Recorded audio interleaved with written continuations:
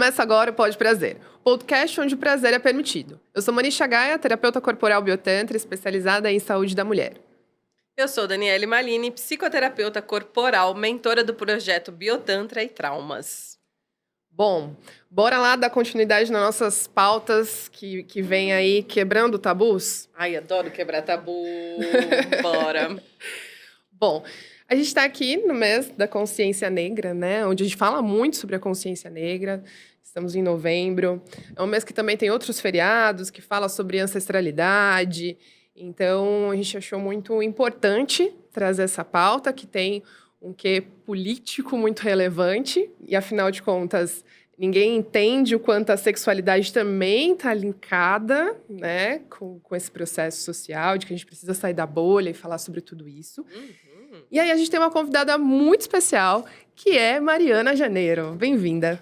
Muito obrigada pelo convite. Muito bom. Mari, vamos lá. Mulher, negra, mãe. Como que... a gente sabe que você já se candidatou, né, na cidade, a nível estadual, tem uma atuação política dentro de um partido. Então, dentro da sua jornada, tanto pessoal quanto profissional, como você sente que essas duas coisas têm impactado aí na sua vida? Bom, a gente parte da premissa dentro do feminismo, porque eu atuo na política institucional, na política partidária, eu sou secretária nacional de um partido, que é um cargo de muita responsabilidade, é um cargo alto de destaque.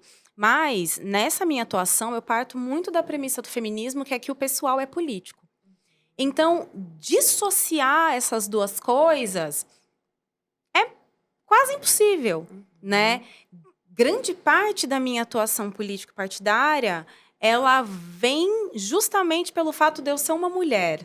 E de ser uma mulher negra dentro de uma sociedade, de um ambiente que é extremamente branco, extremamente machista, e em certo ponto muito misógino, e por isso muito racista.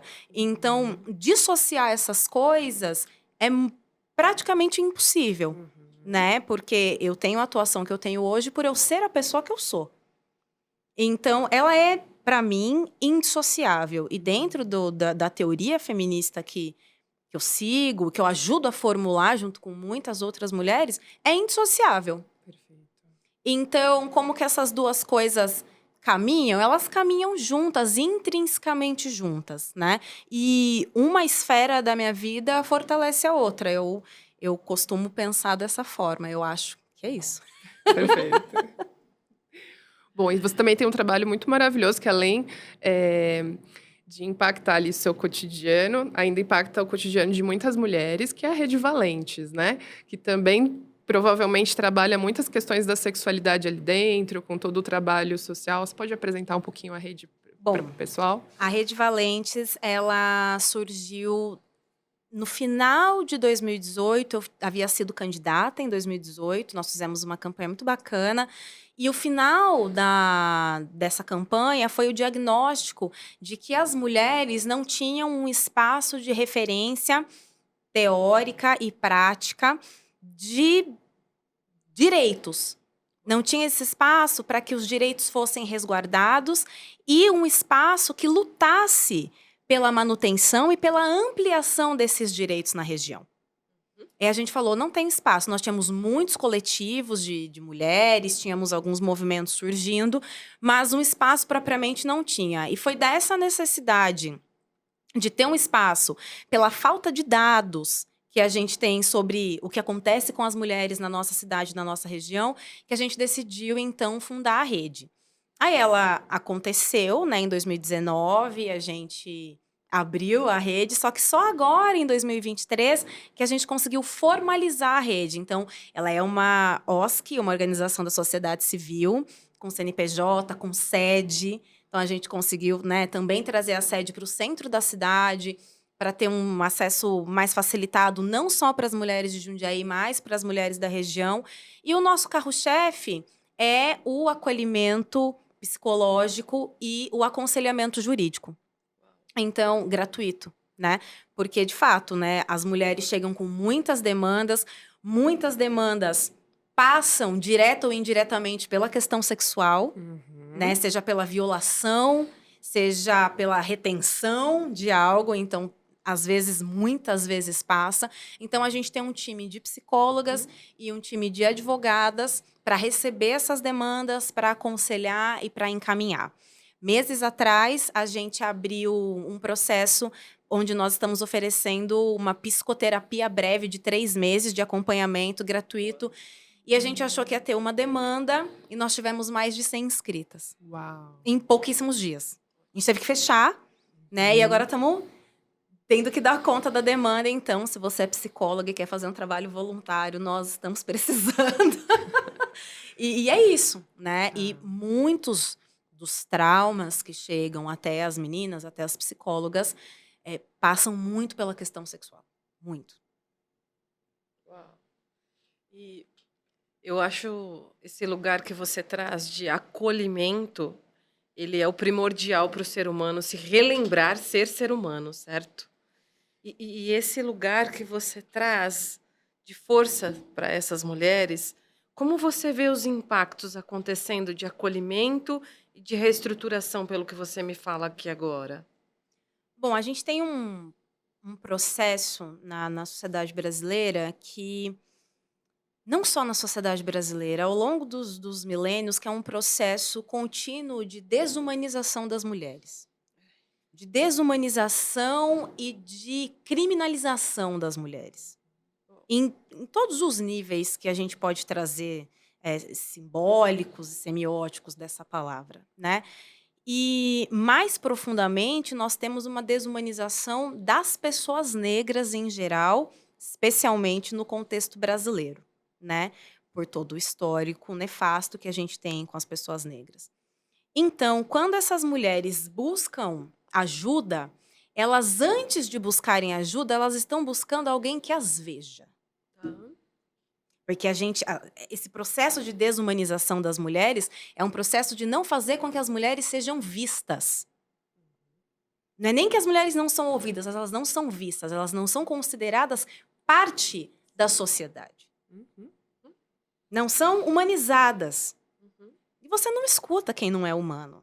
Não há necessidade, né? Não há o interesse de se escutar. Ainda mais sabendo que em 99% dos casos, quando as mulheres vão falar, elas vão denunciar um homem. O dono do sistema onde a gente está inserida. Então, elas buscam alguém que as veja com tempo, com calma, com interesse naquilo que elas têm para relatar. E sem o pré-julgamento, que a sociedade constrói socialmente esse pré-julgamento. Então, só o ato da gente ver essas mulheres, da gente querer enxergá-las e querer que elas falem e escutá-las, já promove grandes mudanças, né? As mulheres, elas conseguem se movimentar, né? Porque a desumanização, ela traz um estado permanente de congelamento, né? Um medo de se mover, porque vai haver retaliação ou uma vergonha, porque ninguém vai acreditar no que eu tenho para falar. Então, esse ato de enxergá-las e de ouvi-las, já por si só promove grandes mudanças. E as mulheres vão se empoderando da sua história, vão compreendendo o que tem acontecido e vão tomando ciência dos direitos a que elas têm direito. Porque é um grande desconhecimento do que você tem direito. Se eu te falar, você conhece o Código do Consumidor? Bem Não. pouco.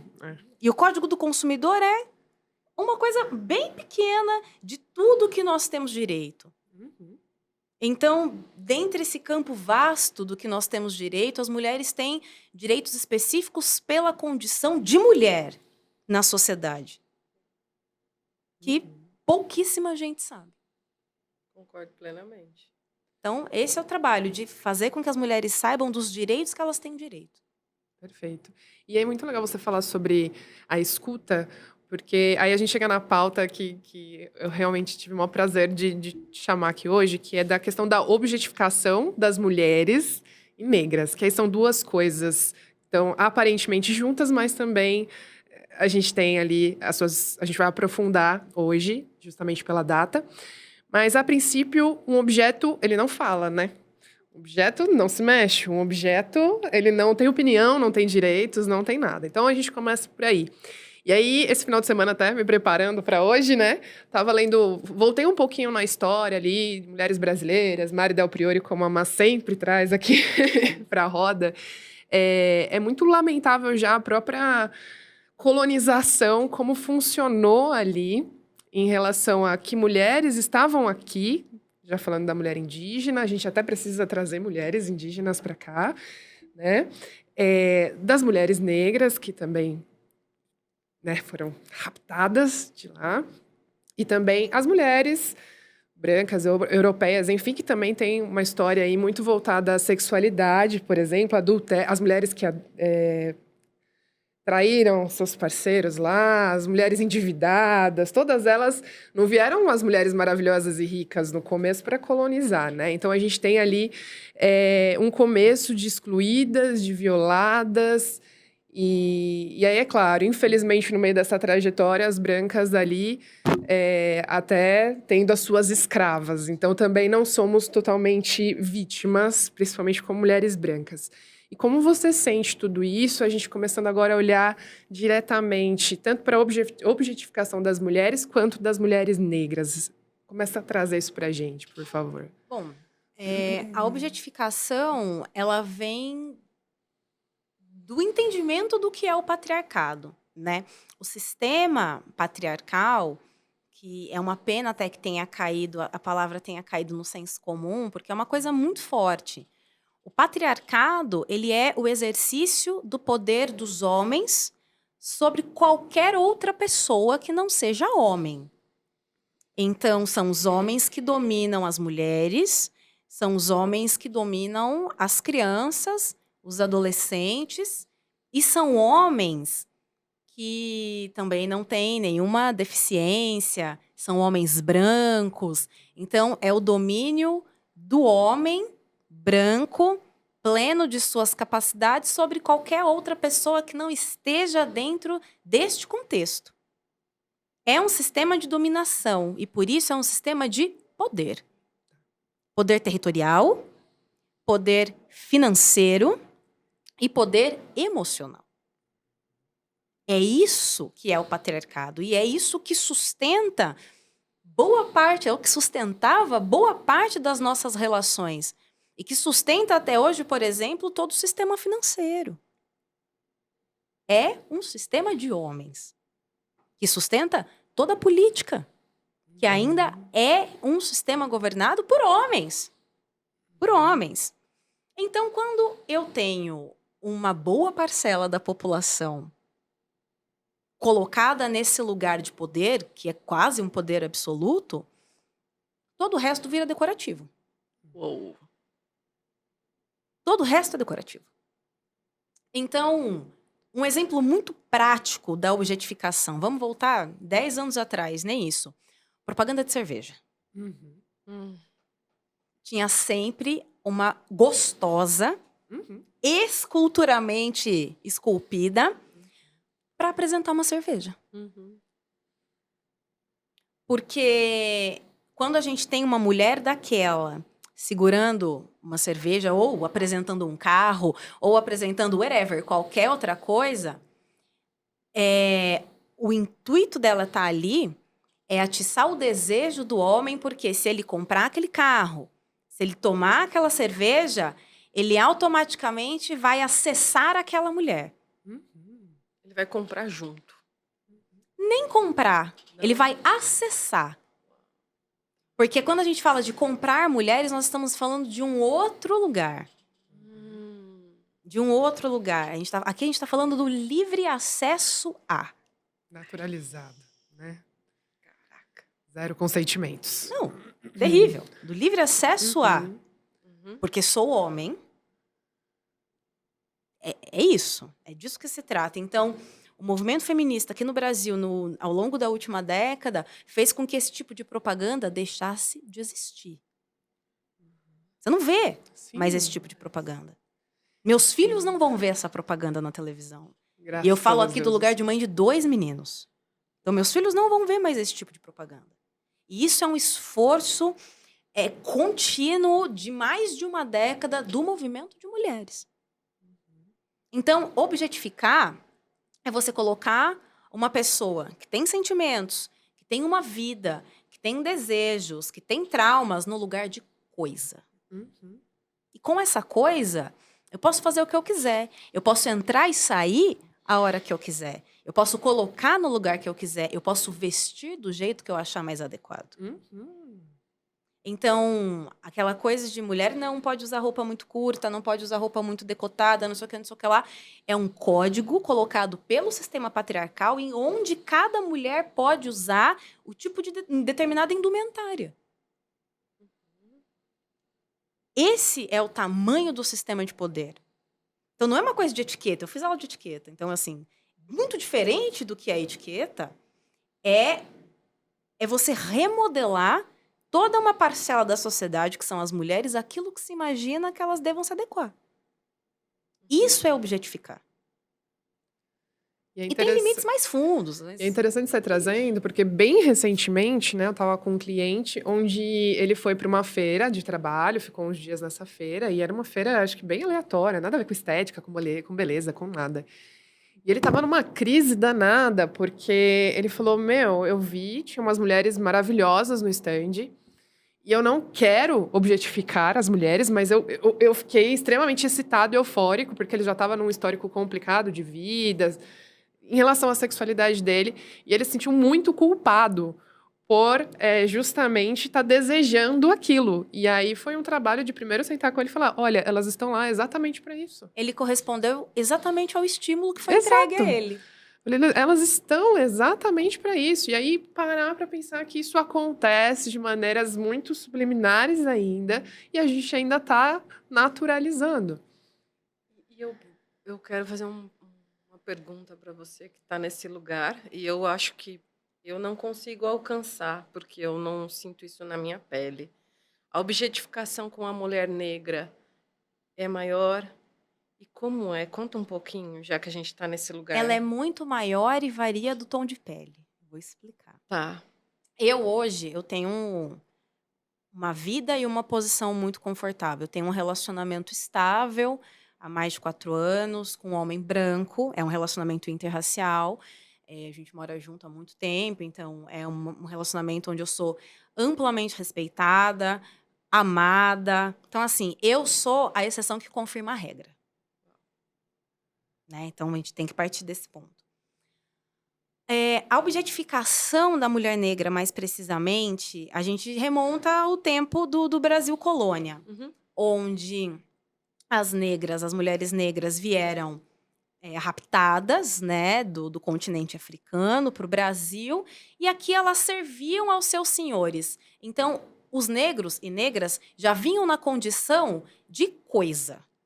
Eles perdiam o nome que tinham, perdiam a identidade, perdiam suas famílias eram separadas, mães separadas de filho, casais separados. Eles eram amplamente desumanizados para, assim, objetificá-los. Eles eram uma ferramenta. Uma ferramenta à disposição do Senhor, né?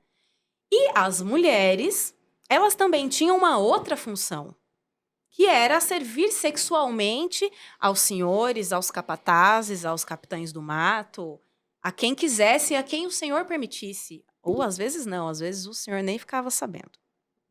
E é dessa miscigenação, entre muitas aspas, é dessa série de estupros, né, ao longo dos anos, né, do Brasil colônia e antes com as indígenas, que a gente tem o Brasil. O Brasil nasce disso. Nossa. Dessa mistura criminosa, nefasta, racista por si só. Que dor ouvir que a gente é fruto de um estupro racista. Nossa, olha, eu tô arrepiando inteira. O Brasil, ele acontece, né? A brasilidade, a miscigenação brasileira acontece de uma série de estupros. Uau. É só fazer um adendo que tem um livro do Darcy Ribeiro, O Povo Brasileiro, Povo que retrata Brasileiro. muito bem isso. Então, gente, dá uma olhada lá que dá pra ir E longe. as mulheres negras, elas foram colocadas nesse lugar, então. Ou trabalham muito, Uhum. porque aguentam muito, porque vieram para isso, e ou servem a objetivos sexuais. E isso a gente pode trazer, remontar a tempos não tão distantes assim. Vamos colocar aí a Globeleza. Sim. É o mais clássico. É um exemplo clássico, Clássico, porque ajuda, né? ilustra Ilustra muito tudo. bem. É uma festa brasileira, né? Uhum. Onde o maior símbolo era a mulata.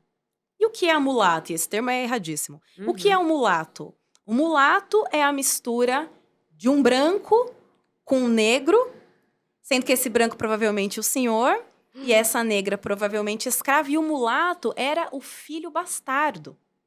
Uhum. Era a cor de filho bastardo. Porque a gente está falando de escravizados que eram negros retintos, de pele bastante escura, com os senhores brancos, que nascia gente mais ou menos da minha cor, mulato. Uhum. O moreno jambo. Aí a gente tem nuances brasileiras para isso. É isso. Então, a mulata é o símbolo da hipersexualização do Brasil. Ela não é nem muito escura, porque aí é a macaca, é a faxineira, é a fedida, Uhum. e também não é a branca que é para casar. Uhum. É a mulata. Que ela serve na medida para satisfazer o apetite ou o desejo sexual dos homens brancos. Essa é a diferença da hipersexualização. Mulheres com o meu tom de pele, e ainda mais se tiverem os traços mais finos, Sim. não tem a boca tão grande, o nariz tão grande, é a medida, é a mulata tipo exportação. Exatamente. Gente, vai me revirando aqui, é um negócio isso. É como, isso. Como o ser humano Sim. coloca o outro. E a gente também não é para casar. Exato. A gente é só para satisfazer desejos, impulsos sexuais. E as de pele mais escura que a minha, as negras retintas, elas não servem nem para isso. Ou bem escondido, para ninguém ver.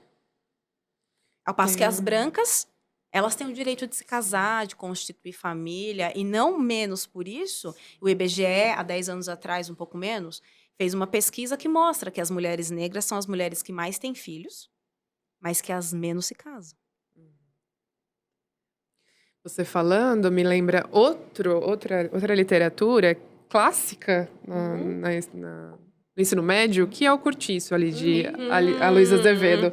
Recentemente eu tentei reler. Nossa Senhora, dá vontade de vomitar, assim, fica muito claro Casa Grande ali Senzala. o quanto ali o personagem principal, ele usa e abusa da força de trabalho da mulher negra e depois, por interesses maiores, ele acaba querendo se casar com a vizinha lá, que era filha do barão, branca, nananã.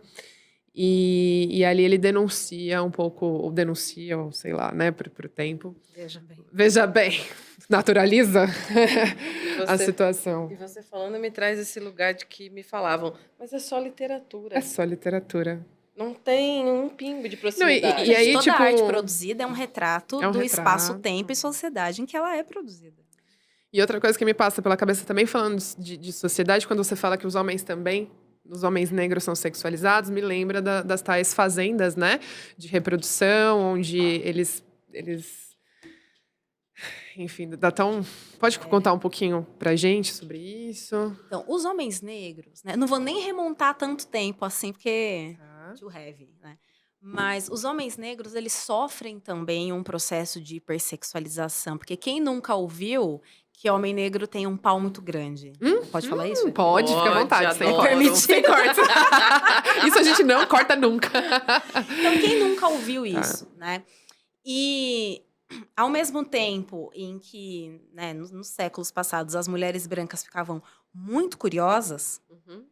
que havia essa curiosidade, também era muito fácil colocar qualquer tipo de crime sexual nas costas dos homens negros. Tá. Então, eram sempre eles os estupradores, eram sempre eles os violadores, porque eram eles os animais insaciáveis, com um desejo sexual insaciável. E isso perdura até hoje. Uhum. Perdura até hoje. Da sociedade olhar para os homens negros sempre com um quê de desconfiança do que o que ele vai fazer com a minha mulher. O que ele é sempre com um tom de desconfiança. E tem também uma coisa de vetor trocado, né? Quando esse homem negro ascende socialmente, quando ele consegue um melhor emprego, com um melhor salário, quando ele se muda para um outro bairro, muito dificilmente ele vai procurar se relacionar firmemente, de manter, de constituir família com uma mulher negra. Porque ele quer algo que ou dê mais status ou que mantenha o status aonde ele está. E essa coisa, essa pessoa, na grande maioria das vezes, não é uma mulher negra. Uma mulher branca. Então, essa onda de, por exemplo, sei lá, jogadores de basquete negros que alcançam o estrelato da NBA, por exemplo, a maioria está casado com uma mulher branca. Atores se casam com mulheres brancas. E é recente essa retomada, vamos colocar assim, de homens negros se casando com mulheres negras. Um bom status. Por exemplo, Jay-Z com a Beyoncé, por exemplo. Qual foi o impacto, como você traz esse universo da política, do Obama, por exemplo, com a esposa dele, aquele casalzinho também bem família Margarina? Sou fã, gente. Eu não vou mentir, sou fã. Gosto da família Obama, acho uma graça. Tenho críticas à política que o Obama conduziu nos 2 mandatos, principalmente referente à segurança, à política externa. Tenho minhas críticas. Mas é um casal lindo de viver, gente. É lindo, sabe? E a gente precisa também compreender que os nossos gostos, eles são construídos. Né? Nós somos ensinados direta e indiretamente aquilo que você tem que gostar. Ao que é mais bonito, aquilo que vai te alçar para outro lugar. Então, a gente é condicionado socialmente a gostar de algumas coisas, de algumas pessoas, de valorizar certos traços, de menosprezar alguns traços. Principalmente numa sociedade que tem uma desigualdade gigantesca como a nossa. Ninguém quer ficar do lado mais pobre. Então, há essa construção que passa muito pela questão capitalista, sobre como os nossos gostos são construídos. Por isso que relacionamentos interraciais, quando não tem uma base muito sólida, uma confiança, etc., um gostar verdadeiramente, eles são uma verdadeira armadilha, principalmente para o elo mais fraco, que é provavelmente a pessoa negra. E é interessante, né? Indo pro Pode Prazer, fala sobre prazer. Você me traz uma leitura de que o prazer do homem negro é aquele prazer animalizado, né? E a mulher negra jamais pode se aproximar desse termo. É isso mesmo?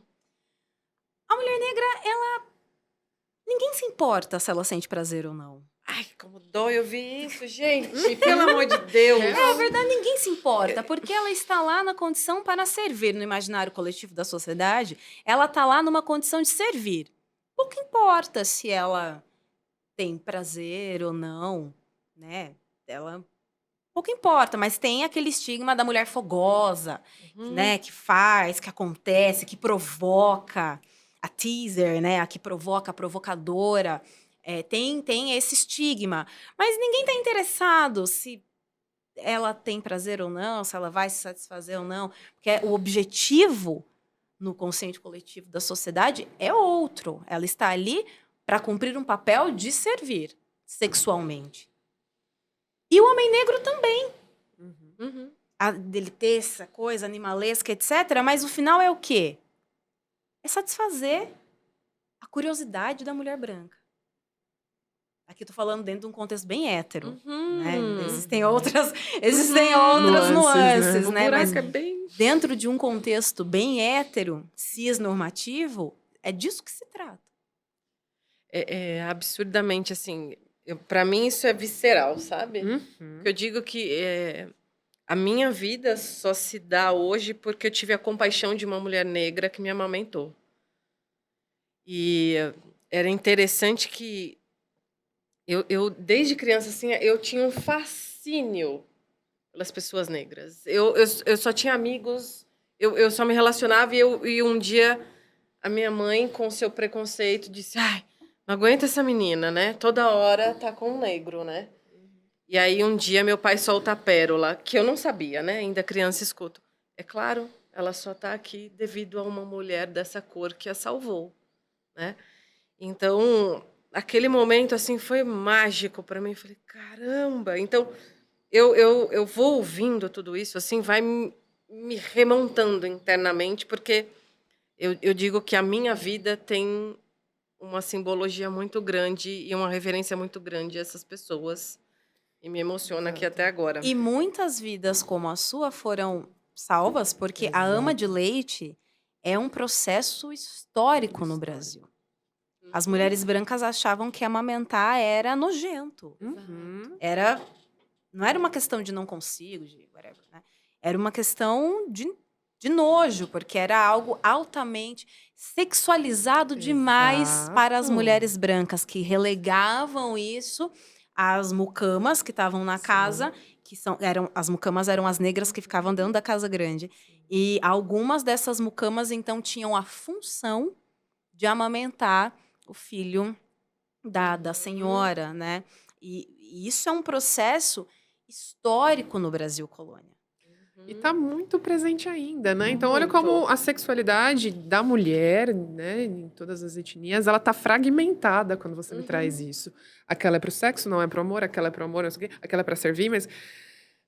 e aí, a partir daí, né? Qual a importância dos movimentos, tanto sociais, civis, quanto como a sociedade civil e a política, elas vêm trabalhando para a gente começar a mudar tudo isso, mesmo que seja muito lentamente, mas não dá para parar. Como você vê, além do Grupo Valentes, né, da Rede Valentes, enfim, como que você tem sentido isso na prática mesmo?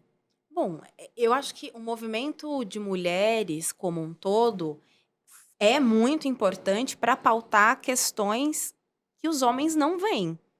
Por que não? Né? Porque não é do interesse deles ver. Mas se a gente voltar um pouco, por exemplo, o movimento sufragista das mulheres em Londres ou das mulheres norte-americanas, eram mulheres brancas que queriam o direito de votar, certo? E elas iam para as ruas pedir o direito de votar, antes foram para as ruas pelo direito de trabalhar, enquanto mantinham escravas negras dentro das suas casas, ou amamentando seus filhos, ou para cuidar dos afazeres de casa. Então, quando elas queriam direito para trabalhar, as negras queriam o direito de serem consideradas pessoas. Mulheres. Quando elas foram pedir o direito a voto, as negras queriam direito à liberdade. A vida. A vida. Então, sempre teve uma diferença muito grande.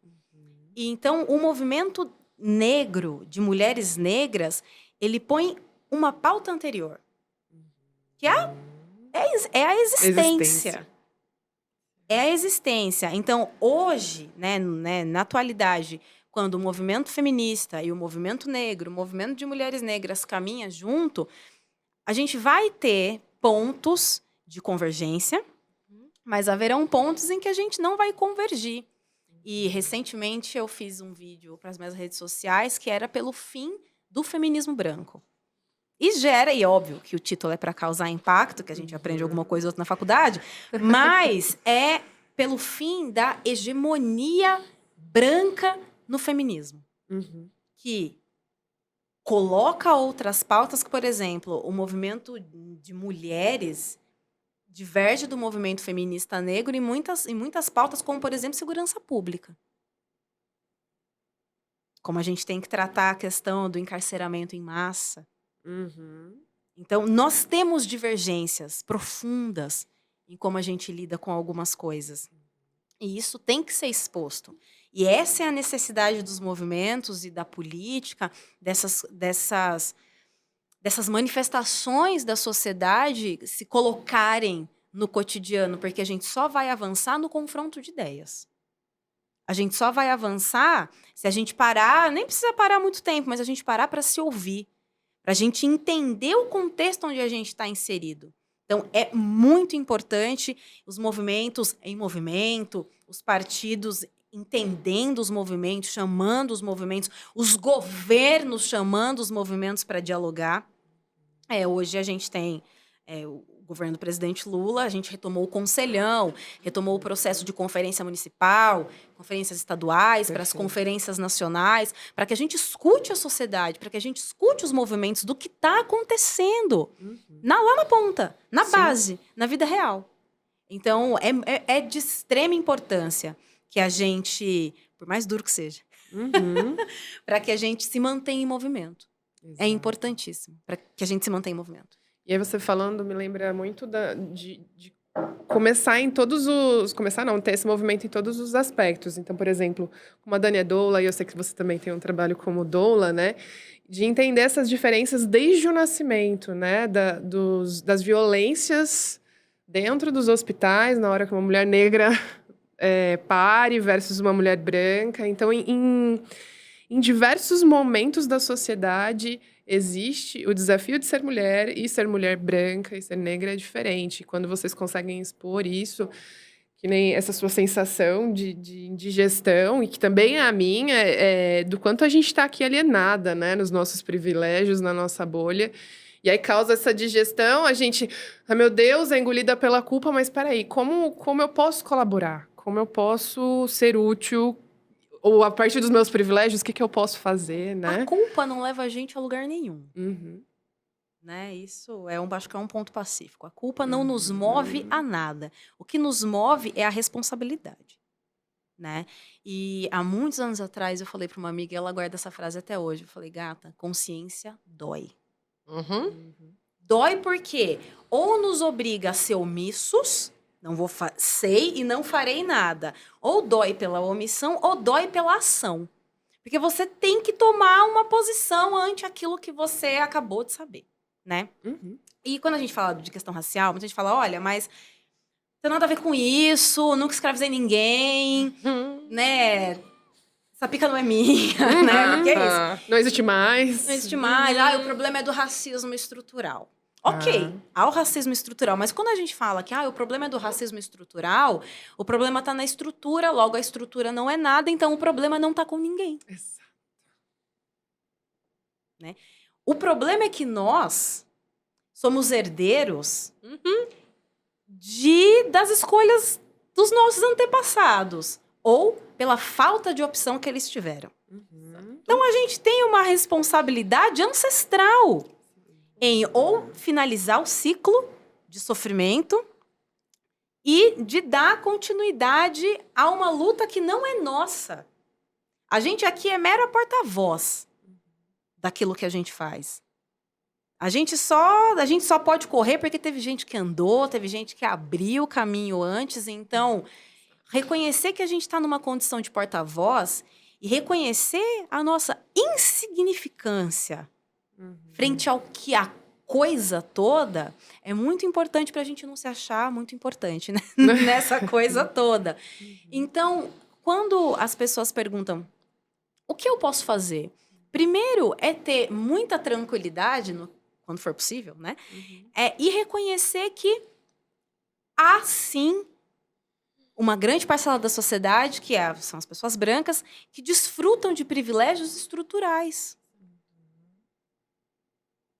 É isso. Acesso à saúde, segurança, acesso a direitos básicos, Uhum. que são muito mais facilitados, até porque grande parte das pessoas brancas não moram nos territórios mais vulneráveis da cidade, Uhum. né? E há um porquê desses territórios vulneráveis serem ocupados por pessoas negras, Uhum. né? De reconhecer que as pessoas vão se penalizar ou vão ter muito mais empatia por uma pessoa branca em situação de vulnerabilidade do que uma pessoa negra. Uhum.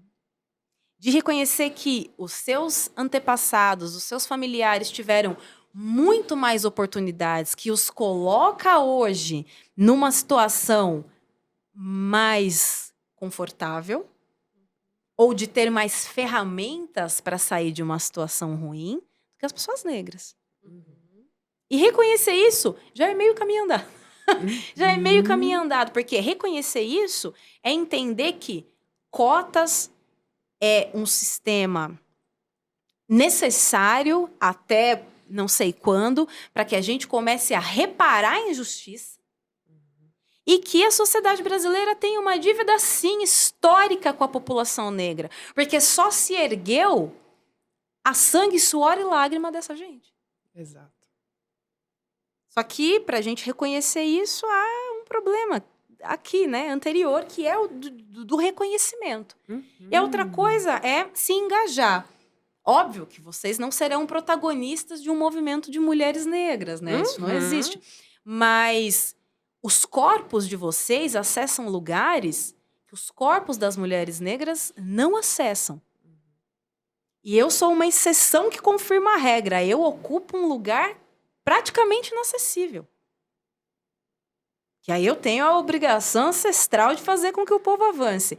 Mas que é muito mais, que é facilmente ocupado por mulheres brancas. Então, o corpo de vocês acessa um lugar, eu estou falando estrutural mesmo, acessa um lugar que os nossos corpos demoram muito mais para chegar lá. Vocês têm acesso a uma série de direitos que a gente demora muito mais para acessar. Então, a maior contribuição que vocês podem dar é compartilhar esse acesso. Compartilhar o privilégio desse acesso com pessoas que talvez nem saibam que esse lugar existe. Às vezes a gente não chega lá porque a gente não sabe nem que o lá existe. Não nos dão a oportunidade de conhecer que lugar é esse. Então, eu acho que compartilhar o privilégio do conhecimento e o privilégio de estar nesse lugar, eu acho que é um bom começo. E abrir a mente para essas outras referências e de tudo que tem sido produzido pela comunidade negra, né? Eu falo porque, que nem eu falei no final de semana lendo lá, a Mari Del Priore, ela é branca, né? Teve um trecho que foi muito difícil de digerir da própria escrita dela, apesar dela servir lá com o seu conhecimento, que é quando ela traz que mulheres negras nem é um mito todas terem sido estupradas. Porque, na verdade, muitas usavam sua sedução para conquistar os senhores e ter os privilégios e serem libertas. Você ia querer morrer? Exatamente. A hora que eu falei, mas gente, é básico. Como uma mulher com esse gabarito ainda me escreve... Nossa, até arrepia de falar, assim. Esse trecho, eu falo, cara, como você ousa falar que isso é um mito? Porque, vamos lá, é básico de sobrevivência. Eu mesmo, mulher branca, se eu tiver numa situação onde eu tenho que colaborar para saber que, no mínimo, eu vou sair viva... E não deixa de ser estupro. E não deixa de ser estupro. Não deixa de ser estupro. Então, aí me vem... Eu ainda não tive a oportunidade de ler. Eu tenho amigas nos círculos, assim, que lê muito Bell Hooks. Não sei se você pode compartilhar algumas referências literárias também. Posso. Porque... Bell Hooks é bom. Ela tem uma literatura vasta, né? Que trata de uma série... Ela fala muito sobre o amor. A Bell Hooks fala muito sobre educação e muito sobre o amor. Legal. Né? E ela traz muito essa questão do preterimento da mulher negra na literatura. Eu acho uma literatura muito bonita. Bell Hooks eu acho muito bonita. Ela é muito didática, né, em alguns pontos. Mas eu gosto muito da Angela Davis. Angela Davis, isso. Uma baita de uma teórica marxista, assim como eu, né, que pensa o feminismo através de uma perspectiva muito socialista, né, de libertação mesmo, de revolução, de tratar o feminismo como uma ferramenta para a revolução socialista. E eu acredito muito nisso. Aqui no Brasil a gente tem a Lélia Gonzalez, Beatriz Nascimento, a Sueli Carneiro. Também fora tem a Patrícia Hill Collins, que tem um livro gigantesco sobre interseccionalidade, sobre o pensamento feminista negro. Então a gente tem muito onde buscar, né? E aqui no Brasil também. Porque é aquilo, né? Quem conta as histórias, principalmente na escola, né? Quem venceu de um ponto de vista social, do poder e tudo mais. Então, essa produção e apoiar e ler e consumir também ajuda muito, né? Tem alguma pergunta? Eu acho que o mais gostoso está sendo poder ouvir tudo isso e conseguir conceber por que nos settings terapêuticos, em vários lugares onde eu me coloquei para estudar a sexualidade, o prazer, os traumas, a porcentagem de negros que iam para buscar sobre prazer era assim quase que nula. Não lembro. E eu acho assim, porque é tão importante estar ouvindo tudo isso? Porque muitas mulheres não entendem nem por que elas não sentem prazer ou não conseguem pensar sobre prazer, mulheres negras. Né? Eu falo principalmente sobre elas, porque elas não têm concepção de tudo que você está falando e que tudo isso mina ela como ser humano, Uhum. que mina ela como a possibilidade de ser, de estar e poder sentir algo. Então, assim, se a gente precisar entender sobre dor, traumas, sobre estar no mundo ser humano, sobre prazer, poder ter prazer, a gente primeiro precisa compreender e ouvir muito do que você está falando. Porque é um lugar, assim, para mim, ainda muito visceral. E como você disse, assim, a sociedade ainda, a voz maior é branca. E os discursos ainda são brancos. E o feminismo ainda é branco. E eu acho ótima essa sua provocação sobre o feminismo branco acabar e o negro estar, ou aparecer, ou ser, enfim. Então, nossa, a minha gratidão é imensa, imensa, imensa, imensa, absurdamente. E, de novo, vem uma emoção muito grande de você poder trazer isso à luz, de pode prazer poder contribuir com esse lugar das pessoas voltarem pelo menos a humanizar, de ser, de estar, né? Para depois esse passinho acontecer e eu espero mesmo assim que nós brancos, né? Eu branca possa contribuir com pelo menos abrir um pouco mais esse caminho para vocês terem a possibilidade de dar passos a esse lugar, porque hoje nem passos ainda é possível dar. Gratidão imensa, imensa, imensa. Me chama muito para responsabilidade também o que aqui no Ocidente a gente adora fazer, né? Essa apropriação cultural de todos, de tudo aquilo que não é nosso, seja lá com xamanismo, seja com tantra, porque às vezes parece que ninguém vê que o povo tântrico, os drávidas, não eram brancos, né? Com os negros, então, na construção, e quando você me traz agora essa luz, tipo, vamos voltar lá para nossa teoria com o Biotantra. Peraí, tá faltando muita coisa ainda nessa construção, porque a gente já tem aprendido muito com o movimento LGBTQIA+, né, que também não tá ali dentro dessa coisa. Por isso que a gente tem que abaixar a cabeça e falar, realmente, a forma como a gente trouxe o Tantra para o Brasil é ridícula, Muito. porque, para começar, são gurus homens falando de uma cultura que é de mulheres. Brancos, privilegiados, que hipersexualizam, inclusive, as terapeutas, né? As mulheres que saem. Então, pra gente tem sido... Por isso que o Biotantra também tem surgido, para tirar essa mulher que trabalha com sexualidade do campo de objetificação, porque ainda as mulheres estão se colocando nesse espaço de que, enfim... É a famosa massagem com final feliz. A punheta gourmet. E que para isso... E para isso a gente tem que usar tal roupa, tem que falar de tal forma, tem que sensualizar, tem mais uma vez tá ali à disposição. Então a gente com Biotantra também, já vamos lá de dever de casa ali. Só para ajudar a devolver a bola para vocês, você falou que poucas pessoas negras acessam, né, esse lugar. Pode partir de 2 pontos. Primeiro, que eles não sabem que isso existe. Exato. E se sabe que existe, talvez imaginem que não seja para eles, para elas. E outra é porque vamos colocar aqui o Biotantra como uma espécie de serviço de luxo. A nossa população tem outras preocupações, outros gastos, outro lugar onde alocar recurso. E pensar no bem-estar, e isso é uma coisa que afeta muito a saúde mental da população negra, pensar no bem-estar é a última coisa que chega ali na lista do que eu vou fazer, porque às vezes o dinheiro não dá. E a gente tem uma cultura de compartilhar muito as coisas. Então, até sobra. Mas a gente vai deixar ali para minha amiga, para o meu fazer outra coisa. E quando eu falei, né, da questão do feminismo branco, é porque o feminismo branco ele anda de mãos dadas com o feminismo liberal. Que parte de uma premissa que todo mundo é dono do seu próprio corpo. E por isso eu posso fazer o que eu quiser com o meu corpo, meu corpo é meu corpo, minhas regras. E transportado para a realidade das mulheres negras, isso é uma mentira. Isso é uma mentira.